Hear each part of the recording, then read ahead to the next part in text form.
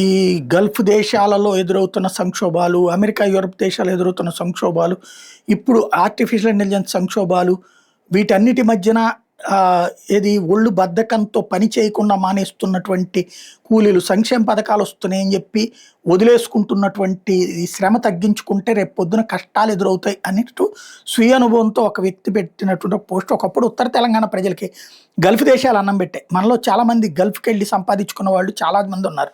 కానీ ప్రస్తుత పరిస్థితిలో గల్ఫ్ వెళ్ళి సంపాదించుకునే స్థితి లేదు. అక్కడ జీతాల్లో ఎదుగుదల అనేది లేదు. గత 15 ఏళ్ల కింద ఉన్న లేబర్ జీతాలు ఇప్పుడు అవే ఉన్నాయి. అది మనకందరికీ తెలుసు. కారణం ఏంటంటే గల్ఫ్ సంక్షోభం ఒక్కటైతే చీఫ్ లేబర్లు రెండో కారణం. బంగ్లాదేశ్ నుండి వచ్చిన లేబర్ తక్కువ జీతంగా పనిచేయడానికి సిద్ధంగా ఉన్నప్పుడు ఎక్కువ జీతాలు ఇచ్చి కంపెనీలు ఎందుకు వర్కర్లను పెట్టుకుంటారు? బెంగాలీలు వచ్చి గల్ఫ్ను నాశనం చేశారు అనేది గల్ఫ్ మిత్రులకు బాగా తెలుసు. ఇప్పుడు వెస్ట్ బెంగాల్, అస్సాం నుండి తెలంగాణ, కర్ణాటక, కేరళకు వచ్చే బంగ్లాదేశ్ వాళ్ళతో లోకల్ వర్కర్లకి ఇదే సమస్య ఎదురవుతుంది. లోకల్ మేస్త్రి 1200 ఏందే రావటం లేదు. కానీ భవిష్యత్తులో వీళ్ళు 600 ఇచ్చినా పనిచేస్తారు. హమాలీ 45 రూపాయలు క్వింటాల్కి వసూలు చేస్తే భవిష్యత్తులో 25 రూపాయలకి వీళ్ళు పనిచేస్తారు. తద్వారా తక్కువ ధరకు వస్తున్న వీళ్ళకి ఉపాధి అవకాశాలు మెండుగా ఉంటాయి.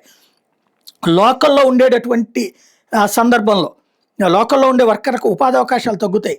కాబట్టి బంగ్లాదేశ్ వాళ్ళని ఎక్కువ పెంచుకుని వస్తే మీరు అందరు ఇబ్బంది పడతారని చెప్తున్నారు.